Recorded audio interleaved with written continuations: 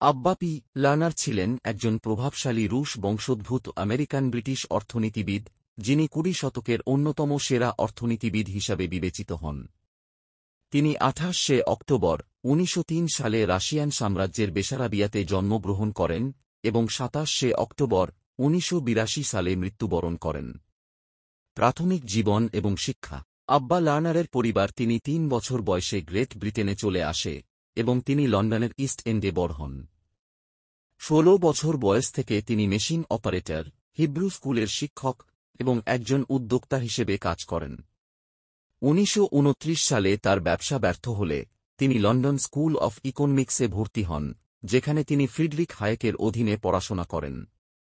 ১৯৩৪ থেকে ১৯৩৫ সালে কেমব্রিজে ৬ মাস থাকার সময় তিনি জন মেনার্ড কেইনসের সংস্পর্শে আসেন। কর্মজীবন এবং অবদান। ১৯৩৭ সালে লার্নার মার্কিন যুক্তরাষ্ট্রে পাড়ি জমান এবং সেখানে বিভিন্ন বিশ্ববিদ্যালয়ে শিক্ষকতা করেন, যার মধ্যে the new school for social research, Michigan state university, Roosevelt university, Chicago বিশ্ববিদ্যালয় এবং ইউনিভার্সিটি অফ ক্যালিফোর্নিয়া, বার্কলে উল্লেখযোগ্য। অর্থনীতিতে তার প্রধান অবদানগুলির মধ্যে রয়েছে লার্নার ইনডেক্স, একচেটিয়া বাজার ক্ষমতা পরিমাপের একটি পদ্ধতি।